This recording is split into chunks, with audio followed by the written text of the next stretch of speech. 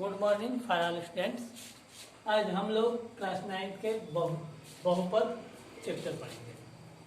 देखिए बहुपद, तो बहुपद की परिभाषा अगर हम लोग देंगे तो बहुपद से पहले हम लोगों को क्या क्या जानकारी होनी चाहिए इसके बाद हम ध्यान देंगे।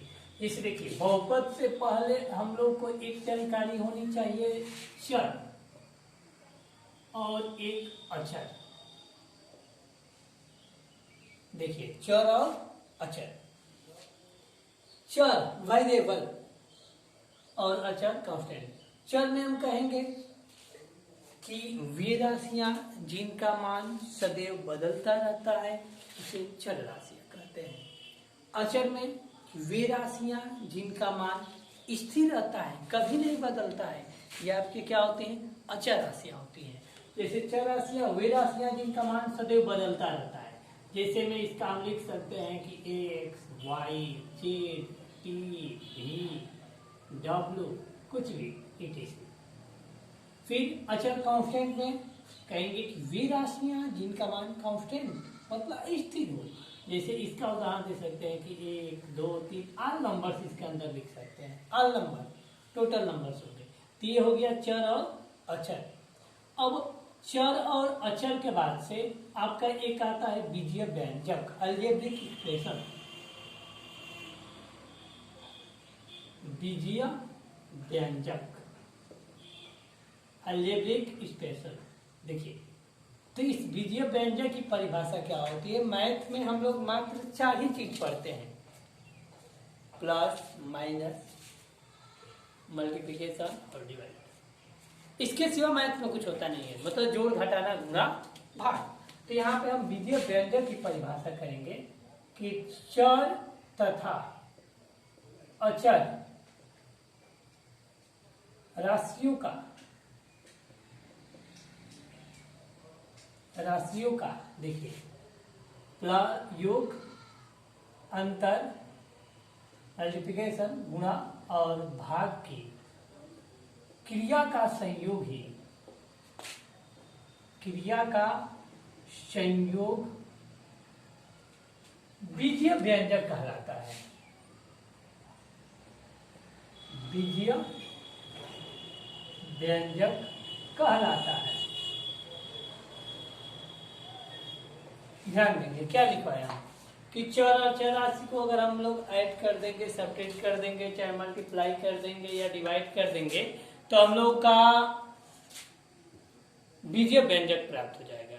जिसे एग्जाम्पल में आप ले लीजिए, जैसे एग्जाम्पल में हम लोग लिख देते हैं कि x आपका ये वेरिएबल हो गया, x + 5। देखिए वेरिएबल और कांस्टेंट का एडिशन हो गया, सम हो गया। फिर ये भी लिख सकते हैं आप कि √x + 4, ये भी आपका हो गया। ये भी लिख सकते हैं कि x का पावर -1 + 3 या 5x - 4 या x का पावर 3/2 - 3, कुछ भी आप ले सकते हैं।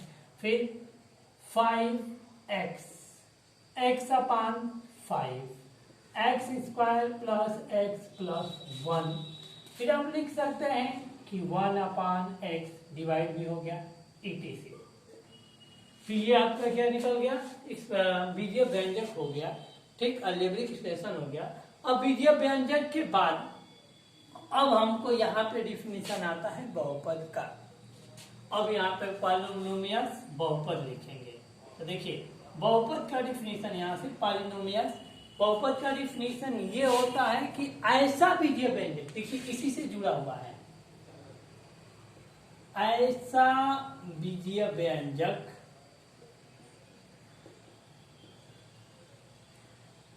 जिसमें चर का घात न ही ऋणात्मक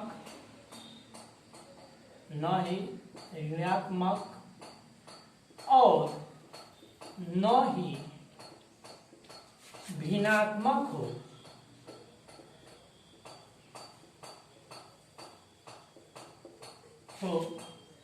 तो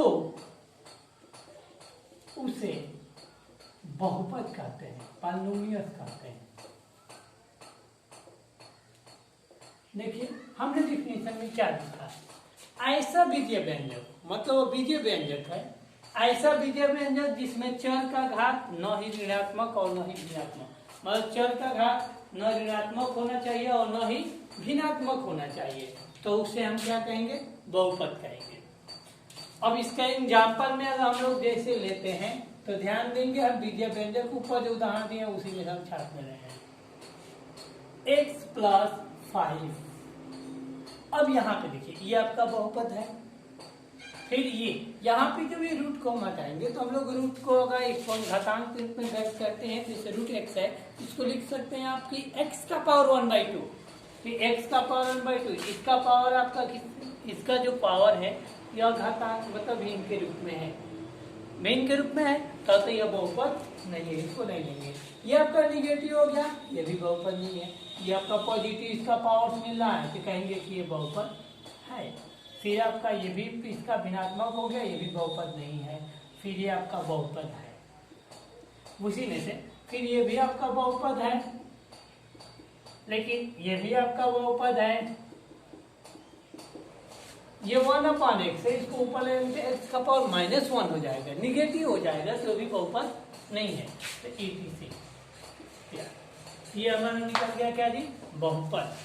अब देखिए चर अचर बीजीय, बहुपद की परिभाषा देने के लिए हमको चर अचर और बीजीय व्यंजक की जाए। सबसे पहले अगर बहुपद की कोई परिभाषा पूछे तो हम तो डायरेक्ट परिभाषा दे सकते हैं कि ऐसा बीजीय व्यंजक जिसमें चर का घात न ही ऋणात्मक और न ही भिन्नात्मक हो, उसे हम क्या कहते हैं, बहुपद कहते हैं। लेकिन ध्यान देंगे इसी में हम लोग का क्वेश्चन सामने आ जाएगा, कोई प्रश्न कर सकता है कि आप कह रहे हैं कि ऐसा बीजीय व्यंजक, तो इस बीजीय व्यंजक का डेफिनेशन क्या होगा, तो बीजीय व्यंजक की परिभाषा देंगे, चर तथा अचर राशियों का योग। और फिर यहाँ पे हमारा क्वेश्चन बन सकता, कोई क्वेश्चन हमसे पूछ सकता है कि चर किसे कहते हैं, अचर किसे कहते हैं, तो ऊपर इसका डेफिनेशन दे चुके हैं हम लोग। अब इसके बाद बहुपद के बाद आता है इसमें, अब देखिए बहुपद के बाद इसमें आपका आता है कि बहुपद का घात, बहुपद का घात। तो देखिए बहुपद के घात में हम लोग क्या कहेंगे कि चर का जो अधिकतम घात होता है वही बहुपद का घात कहलाता है। इसमें हम क्या कहेंगे कि चर का अधिकतम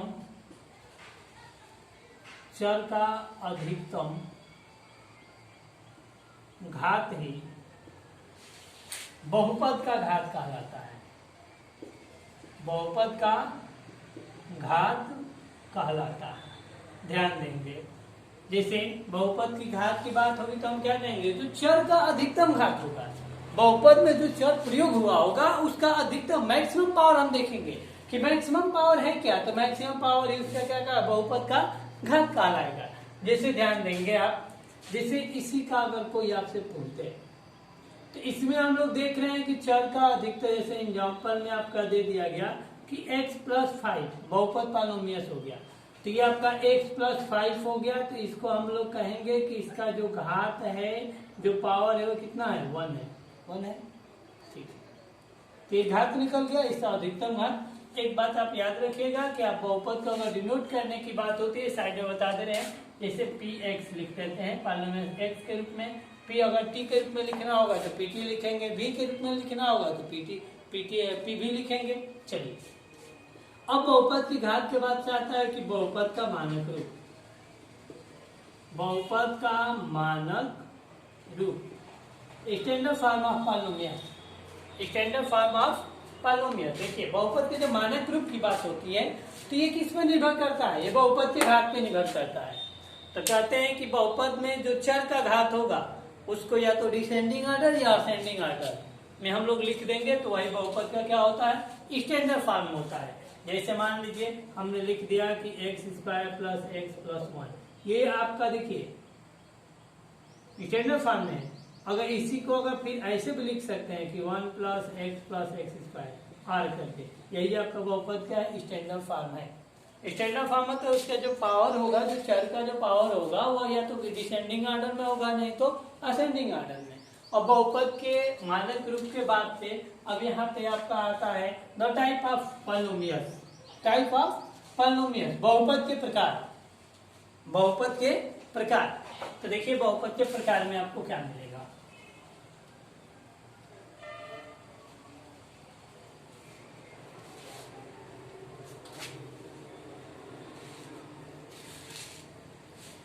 देखिए टाइप्स ऑफ पॉलिनोमियल्स, बहुपद के प्रकार। अगर देखिए बहुपद के प्रकार दो रूपों में बांटा जाता है, एक उसके टर्म के अनुसार और एक उसके पावर के अनुसार। तो घात के अनुसार लेंगे तो इस टाइप ऑफ बहुपद में आपको एक मिलता है एक घातीय बहुपद। एक घातीय बहुपद पहला, या इसको लोग कहते हैं सरल बहुपद, या कितने लोग कहते हैं रैखिक बहुपद।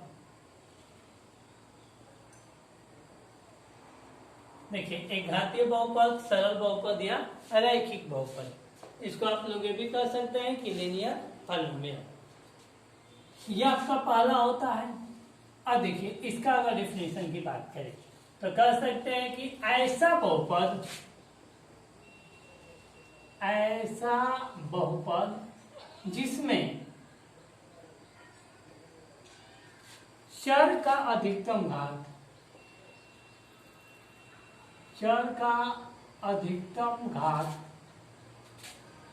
एक हो, उसे, चर का अधिकतम घात एक हो, उसे रैखिक बहुपद या सरल बहुपद कहते हैं।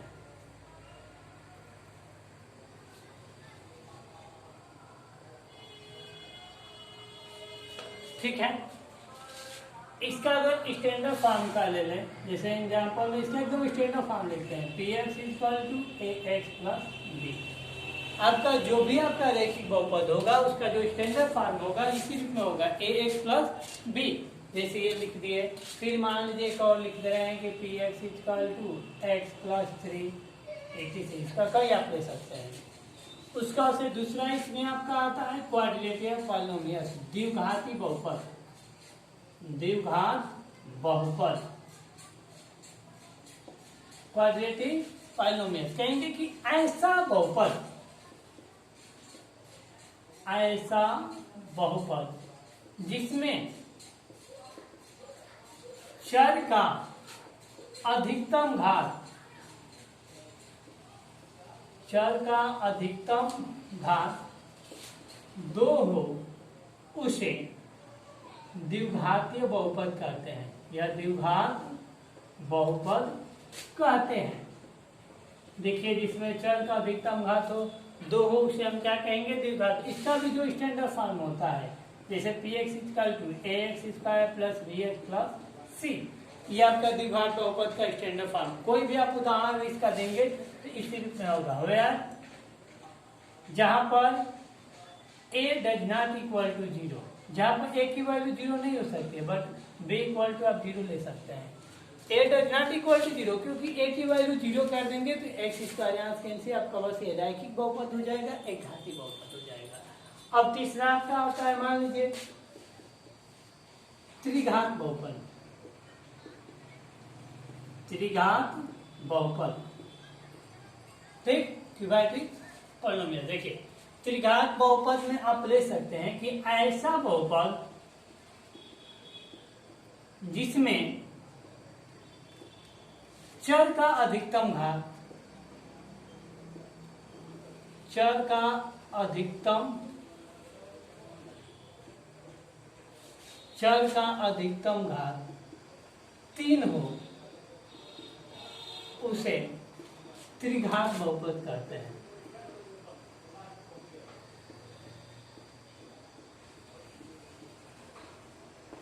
देखिए ऐसा बहुपद जिसमें चर का अधिकतम घात 3 हो, उसे क्या कहेंगे? त्रिघात बहुपद। इसका स्टैंडर्ड फॉर्म जैसे हम लिख दें कि px = ax³ + bx² + cx + d।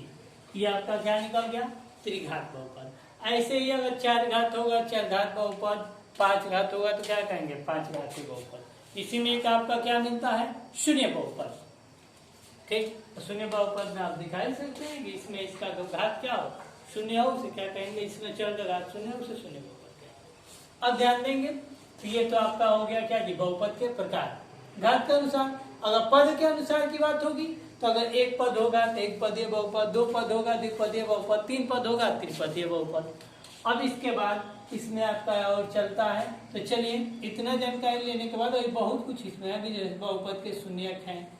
तो सबसे पहले हम लोग एक पहला आपका जो एक्सरसाइज मिलेगा उसमें आपके क्वेश्चन किस प्रकार मिलेंगे उसको हम लोग देख रहे हैं। तो देखिए जब आप हल करेंगे तो इसमें जो आपका क्वेश्चन मिलेगा बहुपद में कि कैसा क्वेश्चन मिलेगा, तो जैसा कि हम लोग पिछली क्लासों में भी इसके बारे में पढ़ चुके हैं, ठीक, कि कैसे आपका क्वेश्चन मिलता है या क्या होता है।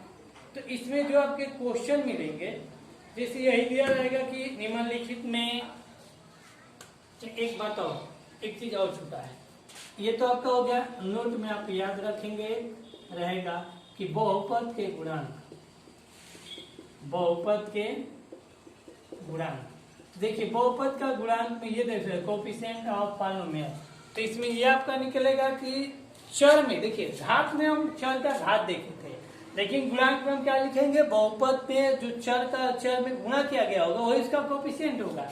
जैसे मान लीजिए हमने एक उदाहरण यही लिख दिया, ax square plus bx plus c, px square polynomial है, तो यहाँ पे ये कहेंगे कि x स्क्वायर का गुणांक, x स्क्वायर का गुणांक क्या आएगा, वो a है, x का गुणांक तो क्या कहेंगे b है, और अचर पद तो क्या कहेंगे, वो c है। यहाँ भी x का घात 0 है, लेकिन x का 0 है तो 1 हो जाएगी, इसलिए इसको शो नहीं किया गया है। अचर पद आपका कितना हो गया, c हो गया।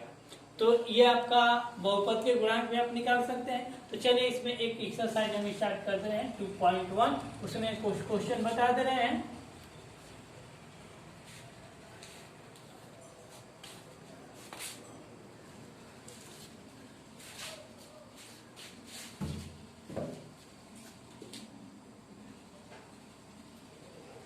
एक्सरसाइज 2.1, जैसे पहला नंबर इसमें क्वेश्चन देखते हैं।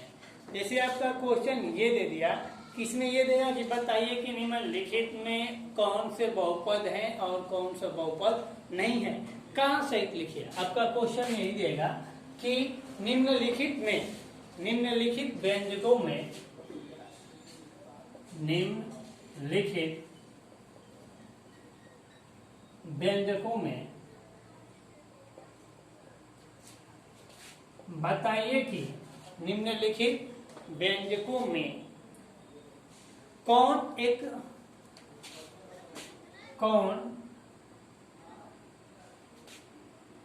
बहुपद है और कौन नहीं है, कौन बहुपद नहीं है। कारण द्वारा समझाइए, कारण देकर समझाइए। देखिए आपको कारण भी देना है क्वेश्चन में, जैसे इसमें एक आपका हम ऐसे इसमें पूरा हम लिख दे रहे हैं, चाहे आप अलग अलग। इस पहला question px equal to x square plus 5x plus 4। दूसरा नंबर क्वेश्चन आपका pt equal to √t plus 4। तीसरा नंबर क्वेश्चन p भी इक्वल टू, इसका पावर हम 4 कर दे रहे हैं, v प्लस 3v प्लस 1। चलिए तीन ही क्वेश्चन पर लिख दें, चाहे एक और आप लिख दे रहे हैं चौथा कि p t equal to 1/t square plus t plus 4। तो इसमें ये दिखाना है कि कौन सा बहुपद है, नहीं है। जैसे पहला क्वेश्चन आप लेते हैं, जैसे इसमें हम लोग देख रहे हैं कि ये बहुपद है, जैसे px equal to x square plus 5x plus 4, कहेंगे कि बहुपद है। ये क्या है, क्यों? कारण अगर कोई पूछता है तो कारण कहेंगे कि इसमें चर का जो टोटल घात है वह पॉजिटिव है, ये निगेटिव भी है, मतलब निगेटिव नहीं है और ऐसा ऋणात्मक भी नहीं है। अब दूसरा चलते हैं, तो दूसरा नंबर में क्वेश्चन में हम लिखेंगे कि बहुपद नहीं है। दूसरा जैसे आप क्वेश्चन लिख रहे हैं कि PT इक्वल टू √T+4, तो कहेंगे कि बहुपद नहीं है। क्यों? इसका रीजन आपका लिखेंगे तो लिख देंगे कि क्योंकि इसमें जो आपका वेरिएबल है, इसका जो पावर है वह 1/2 होगा, अर्थात भिन्नात्मक होगा, अतः बहुपद नहीं है। कारण भी मिल गया। तीसरा में चलते हैं। जैसे तीसरा में आपका दिया है कि PV equal to √4v + 3v + 1, तो कहेंगे कि इसका भी करेंगे तो इसको PV इक्वल टू आप लिख सकते हैं कि v⁴ 1/4 + 3v + 1। ये भी आपका क्या है? बहुपद नहीं है, बहुपद नहीं है। क्यों? क्यों कहेंगे कि इसका जो घात है, जो वेरिएबल का पावर है 1/4 है, अतः ये बहुपद नहीं है। चौथा में आप चलते हैं, इसे लिखा गया है कि PT equal to 1/T² + T+4, ये भी कहेंगे कि ये भी बहुपद नहीं है, बहुपद नहीं है। क्यों? क्योंकि इसमें भी आप जब T का पावर ऊपर ले जाएंगे तो जैसे में आप इसको ऐसे छोड़िए, एक लाइन में बढ़ा देते हैं कि PT equal to T⁻² + T+4, यहाँ भी देख रहे हैं इसका पावर निगेटिव हो गया, तो ये क्या है? बहुपद नहीं है। ओके, तो इस तरफ से आपका यही मिलेगा इसमें कि निम्नलिखित में बहुपद छाटिए कि बहुपद है कि नहीं है। तो जो बहुपद होगा हम लोग बहुत आराम से छाट सकते हैं। बाकी अपने किताब अगर बुक होगा तो बुक से आप क्वेश्चन हल कीजिएगा, ठीक है।